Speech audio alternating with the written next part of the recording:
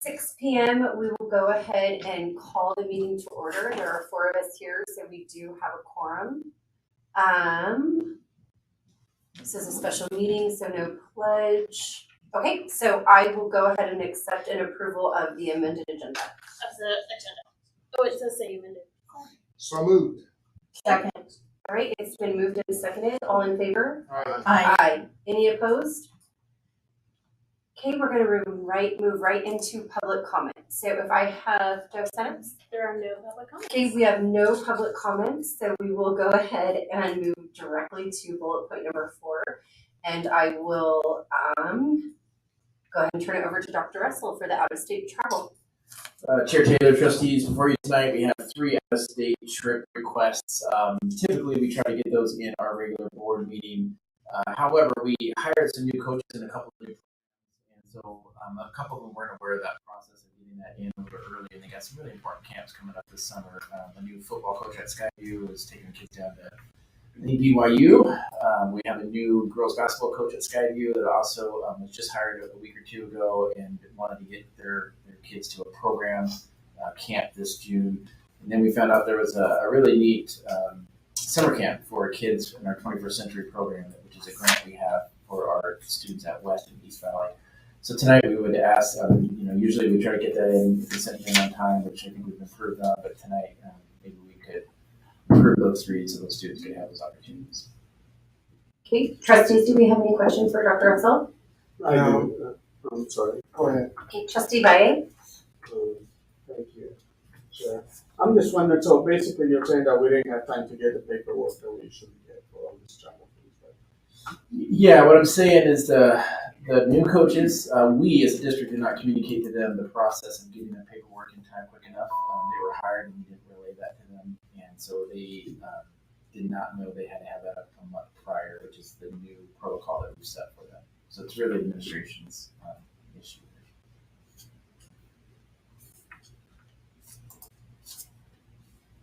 Okay, trustees, any other questions? No, I just had a comment about going to BYU, but I'll keep it to myself. Okay.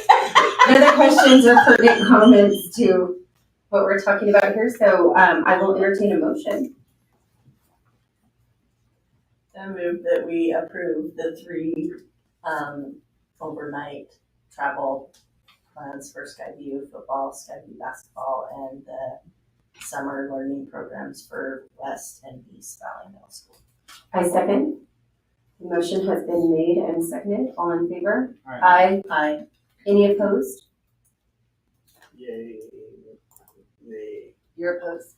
Okay, so we have a 3-1 motion passes. Can I speak to my? 100%. I wanted to go obviously to this, but they need to know the rules. It's just a little bit, yeah. That's the only reason why it's kind of like a voice of just letting you know that somehow that we need to get them informed previous. Because we know that this is going to be part of something they're going to do, so that should be part of their training. And I know they're all new, so but still, thank you. Okay, thank you, Trustee Valle. We are going to go ahead now and move on to B, the ELA curriculum adoption. Dr. Russell? Yeah, Chair Taylor, trustees, Director Knopf will come and share about our curriculum adoption, and he's got some information for us.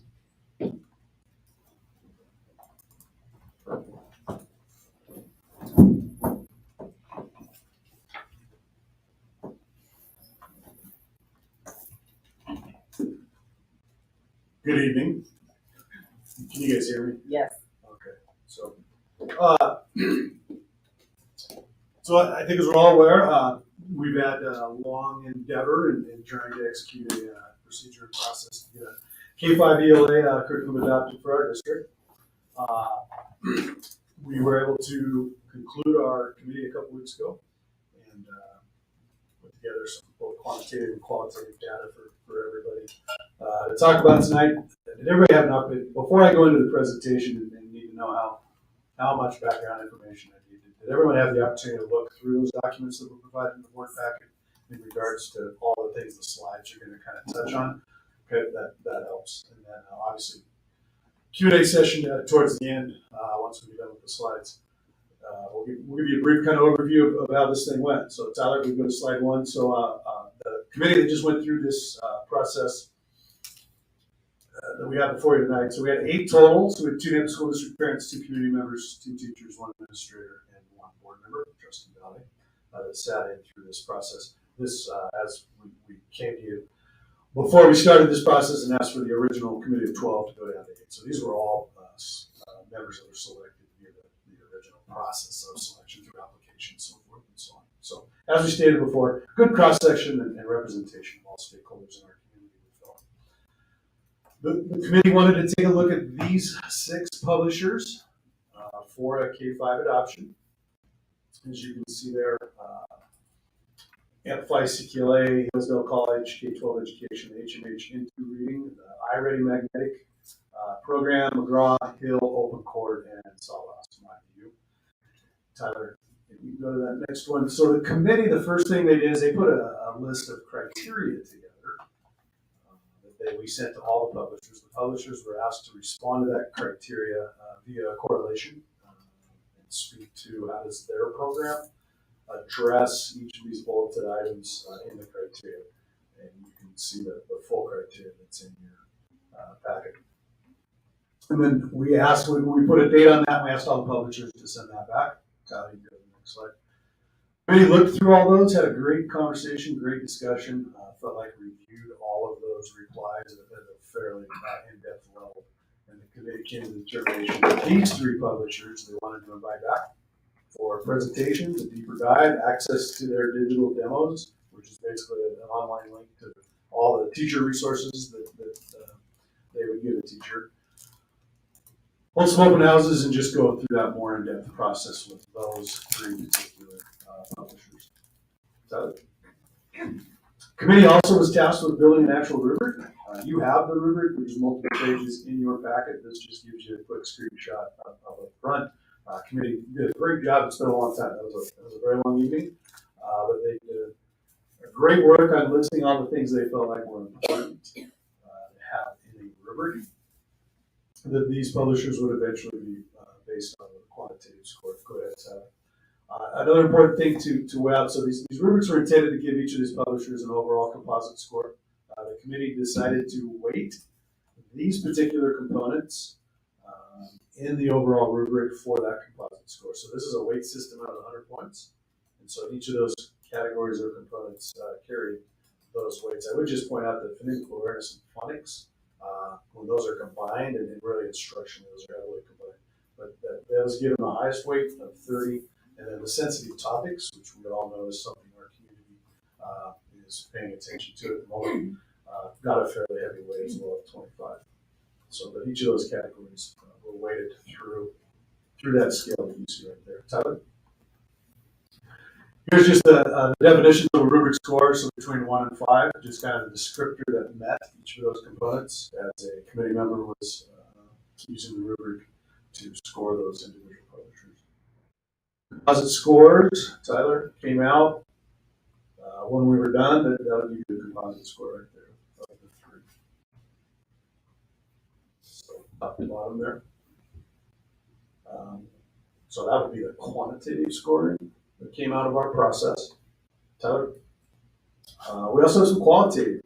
Thank you, Tyler. So someone told me last time I barked at you a little bit when I said slide, so I'll be a little more unpleasant.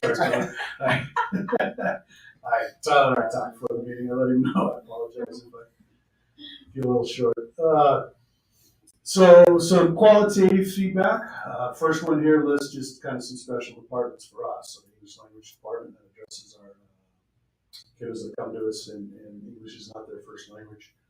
They vetted the materials. That gives you the ranking of how they ranked the 3 publishers.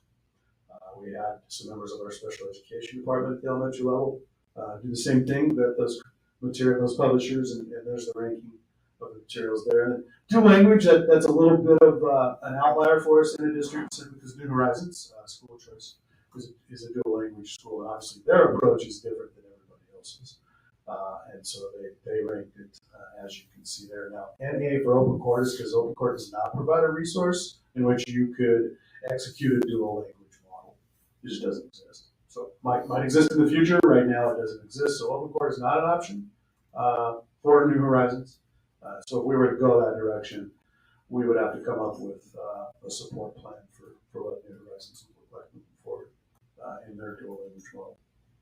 So, Tyler.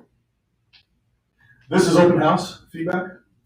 As you can see there in the bottom corner, so this represents 54 teachers, 8 parents, 2 instructional coaches, 2 administrators, and 3 community members, not attached to any other way to the district, they're just being community members. As you can see there, 70% had HMH in their rating as their top choice. All right, Tyler, I think that's a real quick snapshot of the whole process. Like I said, a lot more details in your package there with those documents. But questions? Sure, trustees, do we have questions for Mr. Knopf? Yeah, I have a question. If you can go back, Tyler, to the slide on the ranking, the quantitative 4.3 point on that. Yeah, so Amplify came on top, but the feedback, HMH, came on top. Where's the Correct. So because the qualitative feedback that you're seeing there was from non-committee members. And so what you're seeing on the composite score there, that's the quantitative process of the rubric. So the intention of the committee with the rubrics is, as a committee member, you sit down, you give a score via that publisher's materials. It's more of an objective. It's intended to be more of an objective guess approach, and then come up with that particular composite score. And then when you solicit feedback from the teachers, parents, that's when HMH pops out. Correct. Open house feedback from non-committee members, their feedback was HMH. Okay. Yes. Thanks. Okay, trustees, any other questions? And I'll just point out with Trustee Kirkman, the document in the packet that gives the rubric gives you some qualitative descriptions from the committee members as well, justifying their rubric scores. It's a brief statement. It's being asked for an essay, but a brief statement referring to what they saw, strengths and weaknesses within the program.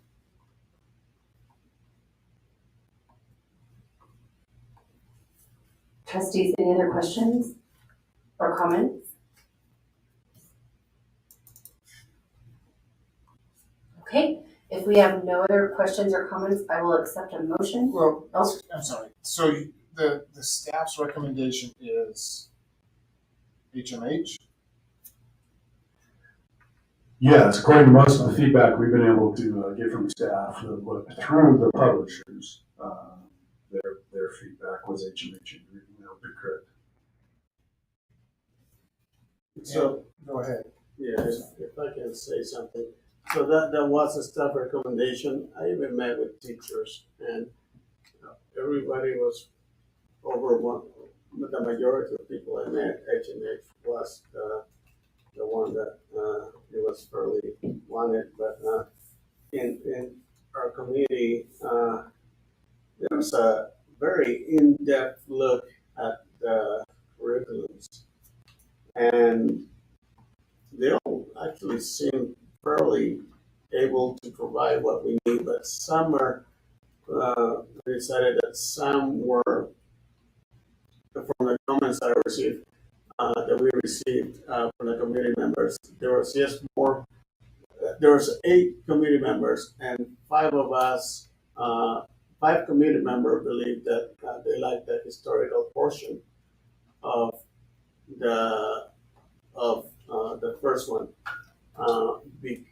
Because it allowed students not only to learn how to read and write, but to gain a historical aspect of our nation as well. So that's why it was very appealing, I believe, to most of the community members. HMH, you're talking about? No, I'm talking about the first one. What is it called? Amplify. Amplified. That's why the committee member eventually, by a vote of 5 to 8, voted for Amplify.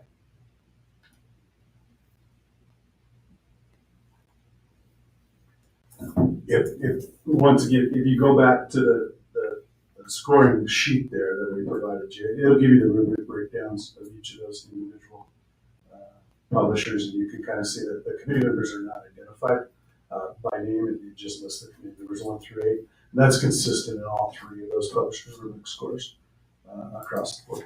It'll give you an idea of quantitatively kind of how that was broken down.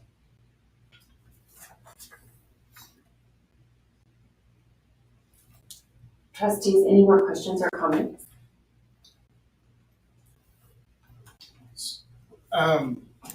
Trustee Pearson, who's not here, sent an email with some feedback. And I just wanted to make sure that her voice is heard. I mean, it isn't an email, but she believes that the process has been rushed. Can you speak to that? I know we've addressed this before, but since we're at this point to vote on it, one of her concerns was that she believes that the process has been rushed under the impression that it was imperative and a stat need to adopt, I think that's a nursing term, right? Medical term. Stat need to adopt a curriculum now with no other options. Decreased interaction with the actual teacher. This takes away from the value of a real life teacher and in turn decreases the valuable element of critical skill building that can only come from the human relationship between teacher and student. And she's talking about amplified concerns of negative themes exhibited throughout the curriculum. So due to our budget restrictions and funding structure and the option of continuing with the present implemented curriculum, I don't know if that's an option or not. I am supporting not adopting any curriculum at this time. And those are comments from Trustee Pearson. Actually, one of the options that were given to us in one of the papers was to leave it as is, which was not an option for the committee, by the way.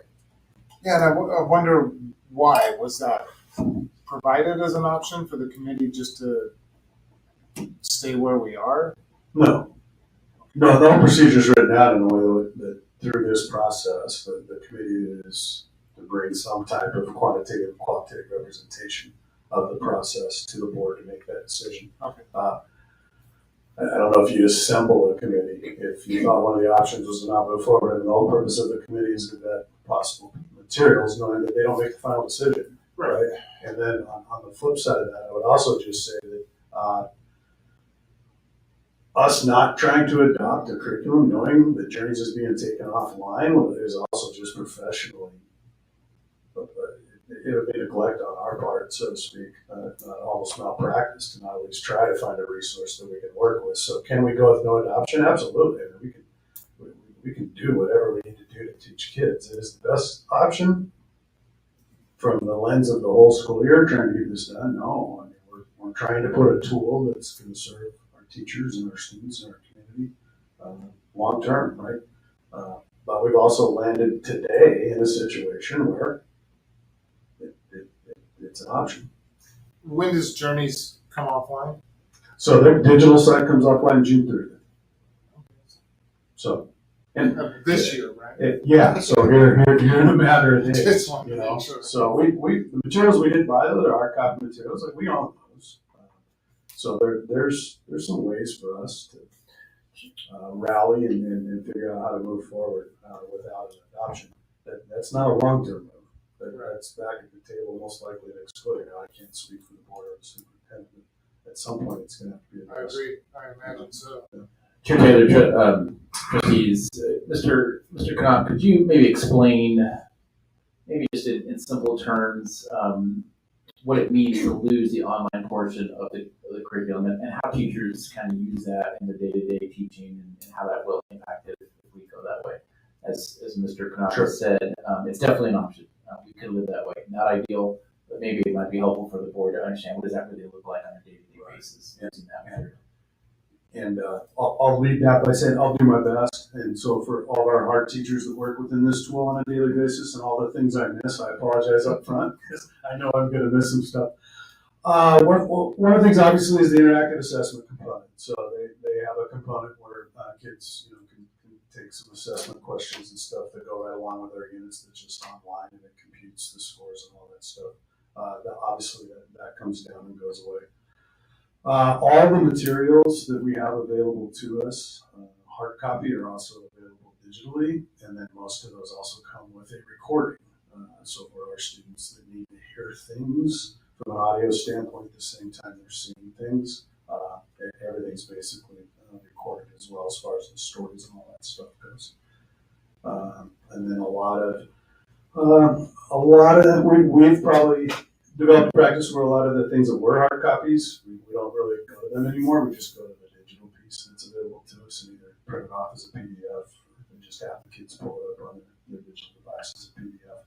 And then there are also slide decks, teaching tools, other things that teachers will just pull right off their digital site, project up in front of the classroom so they're not creating their own stuff.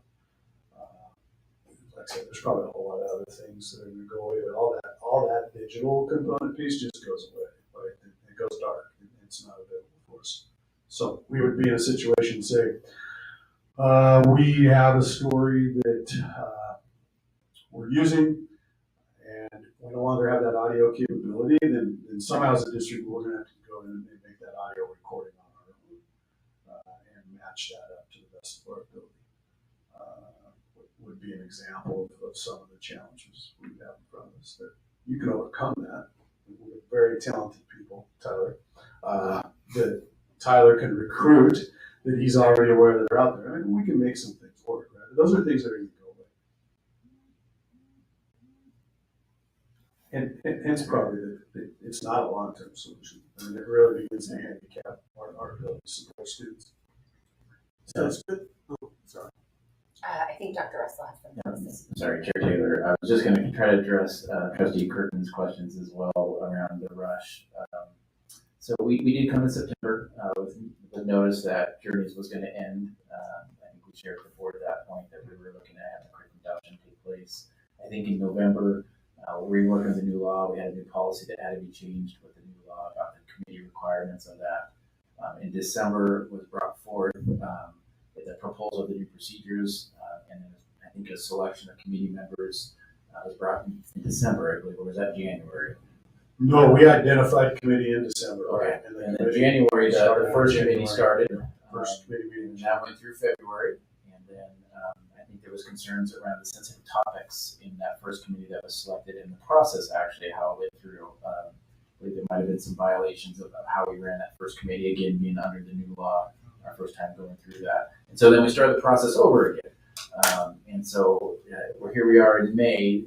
So I believe it's been 5 months or so, if not more, that we've been working on this. So. In our typical experience up to this point, is adoptions are about 12 weeks ago, but the one is probably more than 6 to 12 week window is kind of that time frame that a typical adoption takes place. That was There's obviously before a lot the new law as well. There's a lot of behind the scenes work, obviously, that goes on. But Somebody else first, and then I can return. I think you needed to go. Yeah, I just wanted to, with regards to the sensitive topics, they all have them. Now that's just so normal. And some have it more than others, but I love the fact that the peace of mind that I have is that we have a policy that's coming up that's gonna, no matter what we choose, it's gonna get rid of that. So keeping that in mind, all of this, the new curriculums they're gonna cause a lot of headaches for teachers because it's new, So the implementation is vital. We need to keep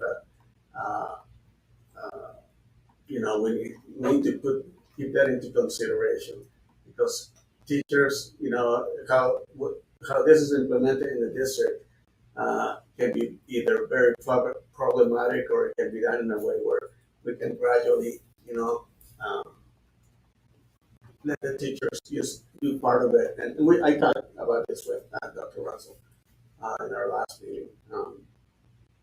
So that it's got to be strategically done so that they can feel like, okay, they can work with it because it's a big burden to make a change. Now, HMH, I believe, is the same company that has also the same curriculum that we're using right now. Is that correct? That is correct. So yes, Into Reading is their replacement for the Journeys version we have now. Yeah, and I believe that that's one of the reasons why. And there's other reasons, but that's the main reason why they want to keep it. So there's not going to be too much of a headache for them. But at the same time, the way it was discussed in the committee is that sometimes change is good, and when change happens, everybody has to adjust themselves to it. And in the committee, there were members, there was teachers, there was members of the community, from the district. So there was a good variety of people. So it felt really, it was really interesting that 5 voted for Amplify. And, HMH came in second. So it is kind of a, so we have the committee that's saying, okay, this is our priorities. We have teachers that are saying HMH, and with regards to sensitive topics, I don't think we should worry about it because our policy will take care of it. Are we done? Yes. Okay, good. So I just, Okay. well, no, I didn't want to interrupt you. You can go on for as long as you'd like. I'm just trying to really gather my thoughts because obviously there is some type of resistance here, or we would have made a motion already. It's the only thing that we have on here. So to address a few things, I want to go on record and saying I actually don't believe that the process has been rushed. I actually believe that the administration at our district really crushed the process. I was really excited to see the changes in our rubric. So first, I want to throw that out there. We did have new laws. We did go through it. You were able to keep an intact committee, which says a lot to me that you could keep that many people coming back, volunteering night after night to talk about your curriculum. My concern is that it goes a little bit further. When I'm talking to teachers, I think that HMH has more of the components that they feel will address our student need, and I hear that loud and clear. My concern on the flip side is that there's too much contention surrounding SEL for HMH. So for me, if we don't grab Amplify, then I say we're in no adoption because this is a $2 million choice. So obviously we're not fully on board. We don't all feel real good about it. And if it was my own $2 million and I was sitting with 5 people and you all didn't feel real good about it, I'd ask you to let me keep my money. So I'm going to throw that out there. But I just think that it's actually not I don't think it's the fault on anything that the administration's done. I would actually tell you that sitting in the office to see this presentation prior, it was the best presentation, Scott, I feel like or Mr. Knopf, that you've ever given. And I feel like there's been so much change, so much more understanding on our administration's part. And I actually believe that our administration specifically wants to work with our community. What I think has happened is that our community isn't on that same page yet. So while I can see why we maybe wouldn't adopt Amplify, I would disagree with everything in Tracy's email as far as rushed.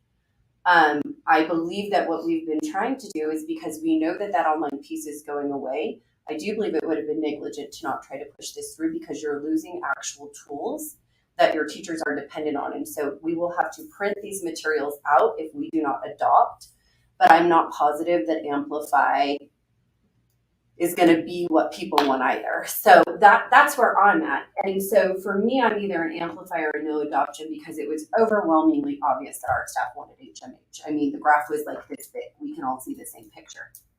That's what I have to say this evening. So go ahead. Yeah, Those are my thoughts. Yeah, and for the record, I don't think that this was a rushing process either. I just want to make sure that Trustee Pearson's comments were on the record. No, I think the staff have done a good job given the situation that you're in with our legislature as fast as it moves to get what needed to be done. I also agree that the technology portion of Journeys is going to be huge, has been and will continue to be huge, if not more in the future. So I do appreciate that. So Chair Taylor, if I am hearing you right, so it's either amplify or nothing. What I'm saying is Stay that, the same. well, what I'm saying at this point is that HMH caused such an uproar because this community is still not on the same page with SEL. That's really what I mean, this summer my goal is to really work with people in my zone. What I loved about the rubric, I don't know if you can go back, but if you look at our rubric, they really started calling out what they were referring to as far as SEL and really started to define that term. And since it's such a moving target, it really does mean something different to so many people. I think that if we go the opposite route, I just think it may be premature before we can have actual robust conversations. And I just don't want to adopt a subpar tool. Well, maybe that's where the concern about rushing might come into play is until we can get SEL, whatever that might mean to the community, hashed out. Maybe we just say this. Maybe that's where Trustees. Yeah, maybe that is where she's coming from. I don't know. Is it possible if HMH were adopted to limit the discussion and the instruction on the SEL components of that curriculum? Well, absolutely. Were you asking me the question? Yeah, Right. Well, it's kind of So- a thinking out loud question. So one of our challenges through our communications is educating our stakeholders and our partners in this endeavor. And the curriculum is not a manual to be followed lockstep, page by page. There are designs within the program, especially when we talk about foundational skills, that we want our folks to follow.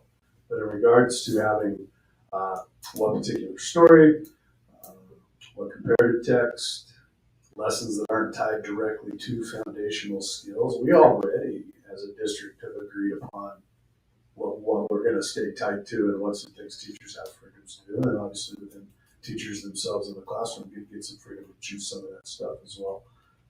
So that I'm not aware, at least in the recent past, or certainly any willingness in the future to adopt a curriculum where we're telling our teachers, like, start on page 1, and by the end of May you better be on page 942 and have covered every page in the middle, right? So certainly, yes, things we're not real comfortable with don't have to be used and or addressed.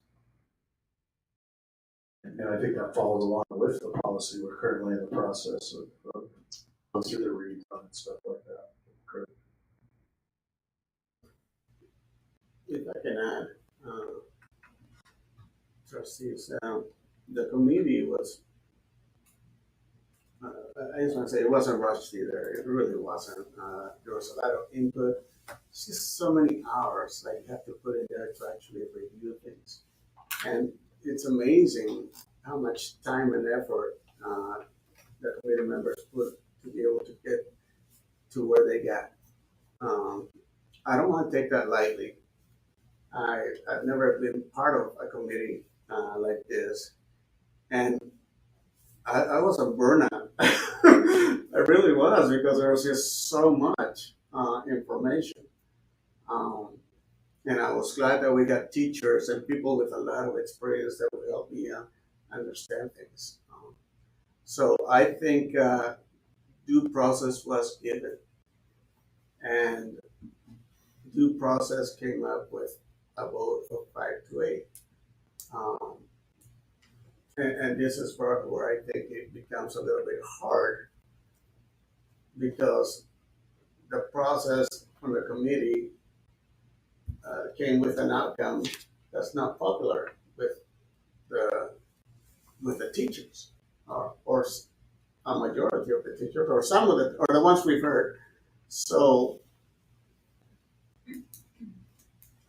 that's where it becomes a little bit difficult to try to figure out. Okay, but to me, the process worked, and I was really appreciative of Mr. Knopp and his sidekick. I forgot her name. She was so good. They kept us in line because we kept deviating. It worked, and I was totally impressed. And everybody did their homework and immersed themselves hours and hours into the curriculums that were presented. So, Trustee Taylor, or Chair Taylor, the implementation of a new curriculum I know HMH is going to be easier because it kind of picks up where Journey's left off. But if there were a new curriculum like Amplify, how much of a heavy lift would that be for teachers come the new year? Well, it's a heavy lift. It's a 2-year process, to be honest with you, and implement a curriculum for people to feel comfortable with the total of their hands. But it would also start with some type of support before the first day we have students. There's got to be some. Would that support come from the district or would it come from? It's a collaboration of both. Usually, though, that first kickoff training is heavily from the publishers themselves, and then we still have some voice in what that looks like, and then we tend to partner and collaborate around the needed support. But there's a partnership that always takes place. It's a vested interest on both entities there, right? Like we're invested to make sure our teachers are successful and our kids are successful. And there the was publisher needs their product to be successful. But there's no easy way to transition into a new curriculum. And to be honest with you, HMH would be a bit of a lift too, because it is different. It has similarities that are very similar, but there's a lot that has changed. But it's new nonetheless. Yeah, and anybody that's been in this game for a while, right? Trustee Simpson knows that curriculum changes happen, and when they do happen, there's a little bit of a learning curve. That just comes with the territory, right? and there was forgive me, in my conversation with Dr. Russell, they said that implementation can be done where they can break it up, keep what we're using for some grades and implement the new curriculum and slowly build our way up. Do you remember that conversation? Can you explain it better than my Spanish? Chair Taylor, trustees, we were talking about there are certain components, and I haven't I did look into Amplify a little bit. There's phonemic awareness. So, example, when I taught, there was a red section, a blue section, and a green section. The red section was the phonics part of the curriculum. I believe the green section was the comprehension portion, and then the blue section was language development. And so what we talked about was there are certain parts of the curriculum that you would require and say, we must get trained immediately on this. So phonics, phonemic awareness would be one of those that you have to before you start school. And that's where you would be really tight on. Reading comprehension, again, would be another one. And then maybe the oral language piece would be something that would come in later years or later months as the training comes. But you try to break up the curriculum into sections and pieces so that teachers can bite off what they can chew. Throwing a whole curriculum out at once and saying, hey, you need to teach every section perfectly is really hard to do, as Director Knopf has mentioned. So it's really trying to identify what are the key components of it and trying to get trained strategically and over time. And as Director Knopf has said, sometimes that takes a couple of years to get really good into it. But it's possible to do a phased approach, so to speak. Yes, how long those phases might it be. is. I mean, the critical components of reading are phonemic awareness and the actual teaching of how to read. And then in the upper grades, it really is my comprehending what I'm reading. And you break it down in simple terms like that. Now, the upper grades are still going to have to, you got kids who may not be able to decode and be able to read some of those words, that you're going to have that knowledge of that. But primarily, I mean, most K2 teachers understand phonics and phonemic awareness is critical. That's a big chunk of it. The 3-5 teachers really know it's the comprehension piece and getting them to read through that. The part that I looked at, Amplify, was really heavy in nonfiction text, which is a good thing, but also scary. Because, I taught third grade for a lot of years. I read some of the third grade things and I'm thinking, wow, these are big vocabulary words. I would have to do a lot of background knowledge and a lot of vocabulary instruction to help my kids have that understanding as they go through the text. But the lexile levels or the reading levels of our curriculum has risen a great deal from the years when I taught. So in a sense, that curriculum is nice to have because it does provide that challenge. But it's going to be hard for teachers and students who don't have that background knowledge or that ability to understand some of the vocabulary to comprehend some of those passages. It was a long-winded explanation. I don't know if that helped. No, it does. It all helps. It's a tumultuous, and I guess I should rephrase that. I shouldn't say or nothing. I just think that we have a really supportive administration. They're going to make happen whatever we decide. I think we have to just think through, are we making the best choice for where we're at as a community? I overwhelmingly hear that teachers preference HMH, and from teachers I trust and I'm inclined to listen to and hear. On the flip side of that, we have an administration that desperately is, I don't even want to say desperately because that's not even it, who like overwhelming, like everything I could have ever wanted in 2020, we have an administration. That is truly how I feel as far as like back me up as a parent. So I think we're hearing all sides of a very tumultuous situation. That's all. And I don't even know how to express that better. And I have confidence in the teachers and the professionals that no matter what is decided, they're going to do the best that they can, and they're going to make it work. Yes. And and I get that there are some that lean towards one curriculum and others that lean towards the others, and that's the way it's always going to be. But no matter what the decision is, I do believe that the teachers will they'll step up. I have no doubt. I just think sometimes when our feedback doesn't match up to the rubric, to me that's the problem we're facing right now, right? Is so we've got our committee feedback, they did great work and they created a rubric and they went through this data, and the scoring of that doesn't match the feedback that the open houses brought. And to me, it doesn't match the feedback from our EL teachers, it doesn't match the feedback from our SPED teachers, and it doesn't meet our dual language feedback. I think the hard thing is then, well, where do we go? Those numbers HMH isn't that far off from Amplify when I look at those scores, right? I mean, I get it. Yeah. And to me, open court, like, because why would we, if we're looking at two other things and open court doesn't even meet needs of our New Horizons, yes, that could be something that the district could supplement and support. But if we have two that our dual language program is saying, yep, either of these would work with us, but here's what we would choose. I think I don't know how to teach kids how to read. My phonemic awareness, I think, is terrible, actually. So I'm not going to begin to think that I'm going to know which is the best.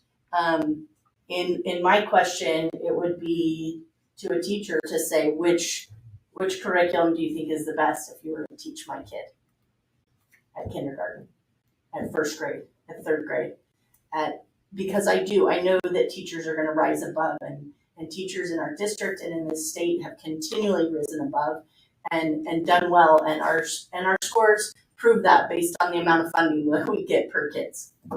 So more than anything, I want people to know that you should know that educators in the state of Idaho are busting butt, and our kids are doing pretty darn good considering the lack of funds, first and foremost. So I know that our teachers are going to do amazing, but it's really hard to look at almost 80%, 78, 79% of the people who came out and made the time for open house to actually look at this and give feedback said, hey, we think you should go with HMH. That's a lot of people. I mean, do you know what I mean? And I don't know how many people, was there an option in that feedback if parents are, or if teachers are parents of kids in the district? Like, were they able to pick both, or no, it was just that you had to make a decision, are you a parent or are you a teacher? So we don't really know altogether. There could have been some overlap there. The sign-in sheet, I think, only had the opportunity to write one. I think some people went ahead and made their own column anyway, so there was a little bit of crossover. Not a lot. But not a lot, Yeah. by and large. Okay. Those numbers are fairly accurate. So when I read the room open house wise, I do think that our teachers and parents chose teacher on there. I think that would be fairly accurate from what I was reading. It's not 100%. Yeah. Some people made another choice, but. Trustee Wright, on the committee, what was the disqualifier for HMH? You said the historical value and amplify. Was that what the conversation really came down to? Was just that Well, there's a lot of different factors, but from my understanding, that was a big point, a big part of it, that historical nature was such a big deal. And, if you look at the rubric, we give that information to all the different companies. So they know that they have to meet all of those areas. And they know the laws of the state, they know what is required, so they'll meet it. It's just about what, what do we like the best, or what portions do we like better. So everybody has their own different opinions. And I believe that also that teachers, from what I've heard, back when I went to talk with Alan Roosevelt and and just teachers in the community, it's change is hard. It's difficult, so it makes it so that I believe a lot of they're used to one specific thing, so change will create more um, of a dynamic that they really don't want to deal with because they already have a lot of things to deal with. But at the same time, I cannot dismiss the heaviness of the work that was put in there by the committee, uh, and actually going in depth. When somebody comes to an open house, they look at things. They don't go into in depth like we had to do. So we looked at factors that were beyond, uh, I believe, what everybody else could see. Also, I don't believe that. I know that teachers are incredible and they know what they want to teach, but if that was if we had to just rely on what teachers want, then why do we have a committee? Why do we have an open house? Let's just have the teachers choose. You know, um, we have to be careful and make sure that this is our the committee, when it's working properly, it's listened to, and that's what I'm learning here. That when everything works correctly, there's we haven't put all the hours that each committee member put in there, and there was a lot of hours.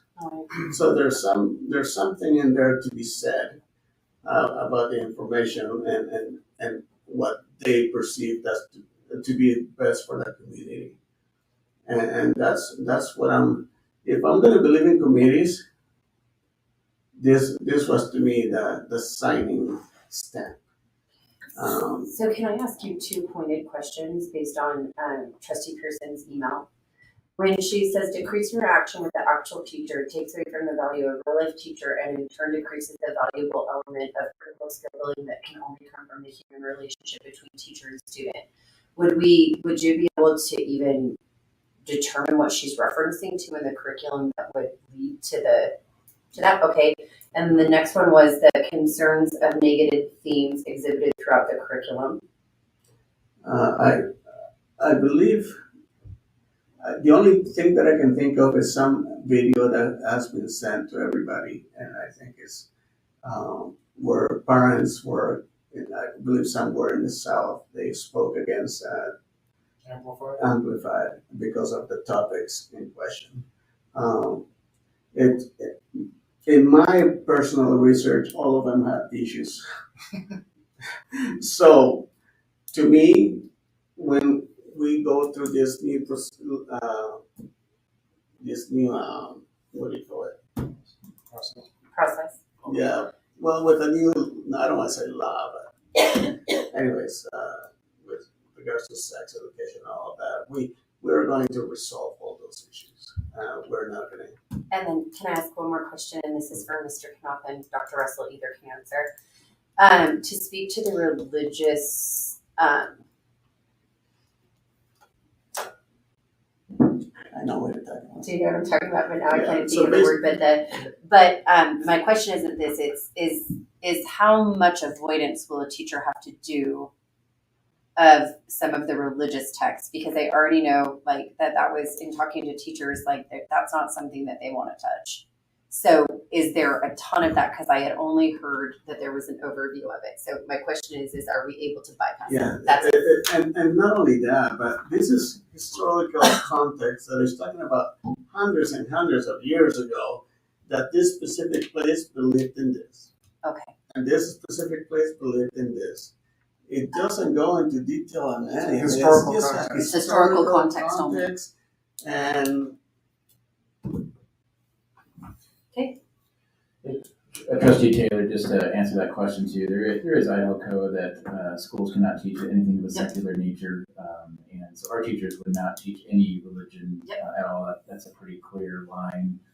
I did a little digging into Amplify because I knew some of those concerns, and I didn't find the religious pieces, but I did see a lot of historical context. The one I looked at was on Romans and Roman civilization, and like I mentioned, lots of really interesting information in there, a lot of background knowledge of it. But it was that idea of this is history, and it really just painted that as a historical context from the parts that I examined and looked into it. Thank you, Dr. Russell. Sorry, Chair Taylor.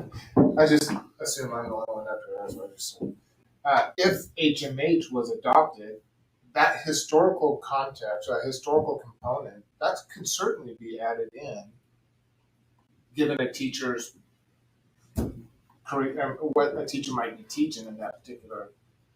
I guess what I'm saying is just because there's more historical context in Amplify doesn't mean there can't be as much or even more in the HMH curriculum.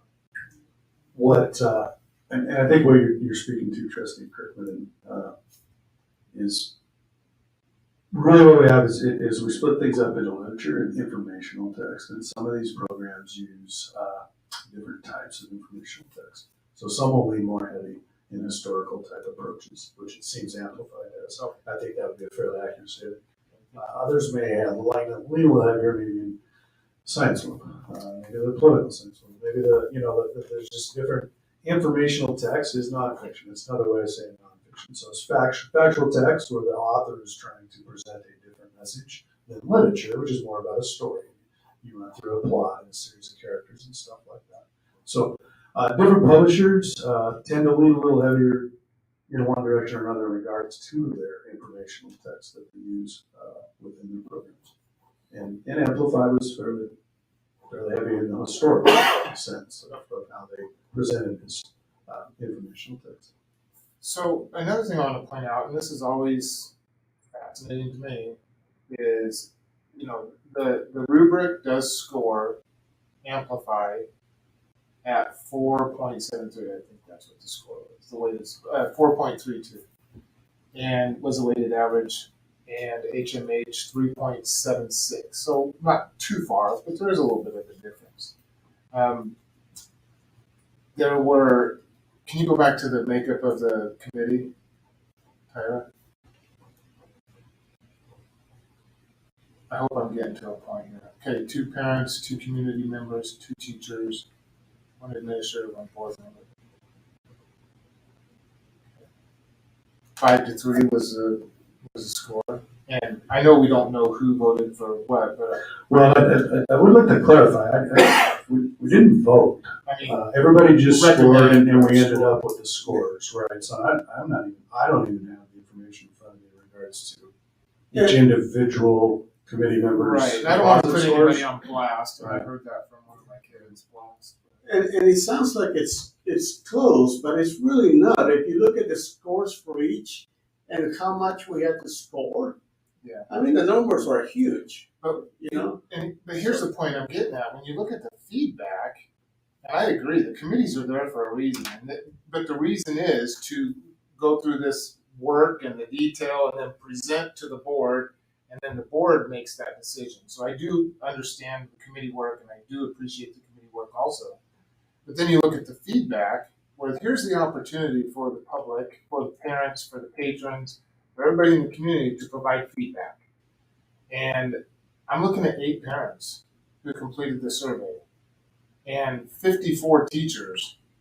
And overwhelmingly, of the 8 parents, 6 of them selected HMH as their choice. not one of them, but out of the 8 parents who participated in the feedback selected HMH. So it makes me wonder, and then I'm reading through some of these comments, and only one of the parents selected Amplify. So there's just such a difference, and it just flip-flops, it seems like. So, I mean, it's really difficult to bury down into those details of why, and that's what's interesting to me, but I know we're not going to get to that. Did you read the comments of the committee members? Mhm. Okay. But there were, I think, Trustee Kirk, you're speaking to what Chair Taylor's been bringing up. There doesn't seem to be a slam dunk here. yeah, well, I know. Yeah. That's why I keep. Yeah, but he's saying no slam dunk. Yeah. I'm waiting for someone to throw the slam. I'm waiting for I someone to can't dump make the a ball. motion. Well, I mean, so I'm always ready. I was ready I know. as soon as we Second were ready you to go to make a motion and discuss it and talk through it. But this board tends to like to talk through things, so I've learned to be a little more patient in my motion making. But I also think part of it too is part of that. The most weighted topic on that whole thing is something like Trustee Baye keeps bringing up that is not even going to be an issue.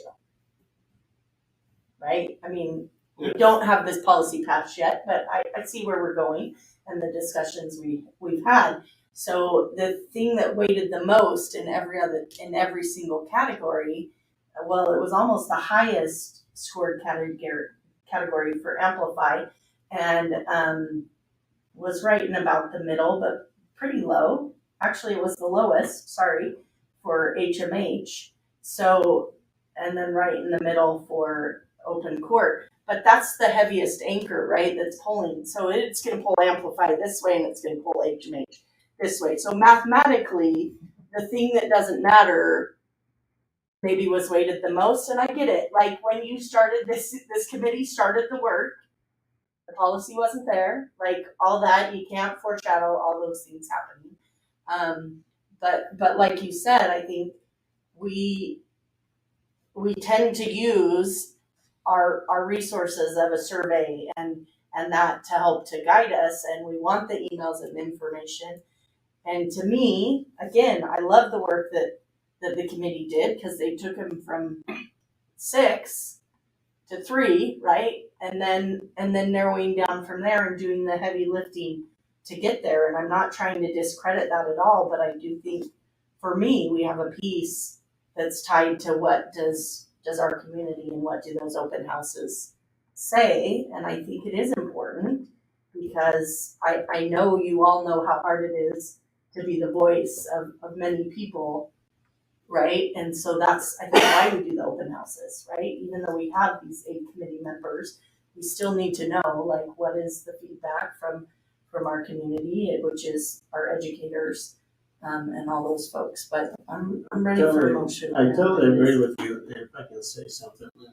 And this meeting is also a point of opportunity for people to come and share their thoughts and look how many people we have. So, but I would like to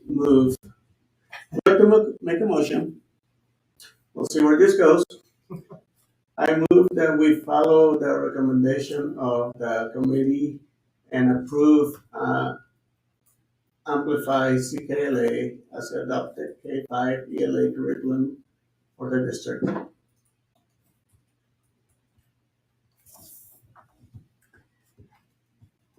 Trustees, do I have a second? Motion dice. Rivet. Cricket, yeah, rivet. Cricket. It's cricket. It's crickets. It's crickets, not rivet. But I appreciated that. That was great. For South America. I move that we approve the HMH curriculum as provided. I second that. Okay. Motion has been made and seconded. All in favor? I Any opposed? Okay. Okay, HMH passes. All right. Quick comment. Okay.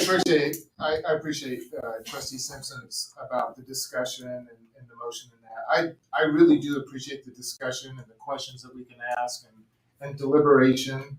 I know we didn't have a motion on the table, we didn't deliberate the motion, so I appreciate the discussion and deliberation before the motion is made. Because when the motion is made, then that kind of narrows it down to that particular discussion on that motion, so, that's all. I'm done. Can I just say something real quick while the microphone's still there? But I just need the sidekick that Marco so glowingly talked about. A lot of people behind the scenes worked extremely hard on this whole process. I got the microphone. I'm probably not the person that should have had the microphone because people in this process worked way harder than I did. Just so, without saying their names, just wanted to give them some appreciation and some thanks for all their hard work. Yeah, appreciate it. Definitely. Yeah, thank you. Can I just make sure that the motion clearly states the intent of this board? That wasn't the motion. It said to approve HML curriculum as presented. And it passed. So what is happening? And you guys didn't discuss the motion. You guys can go back to the table though. Well, so, I mean, I'm just wondering, is there any part of HMH that is not approved? Yes, I'm asking. That wasn't the motion.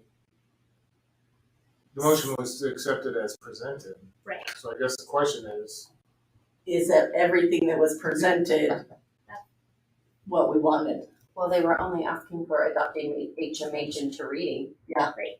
Yep.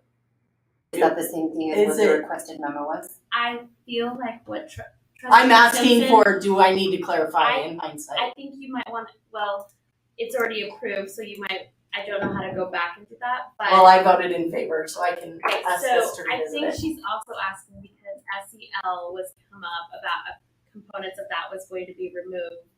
And maybe I'm wrong what you're thinking, because you guys had a lot of conversation, but it was approved as presented, so it would have been what was presented in the board packet. The curriculum that way. So I mean, that was my intent, the HMH into reading. So if our policy is already against anything that's being taught, they couldn't teach it anyway because it There's no supersedes it. approved It's not policy. approved. Oh, that's right, there's no approved policy. but you're right. Right. If that ever came to fruition. Yes.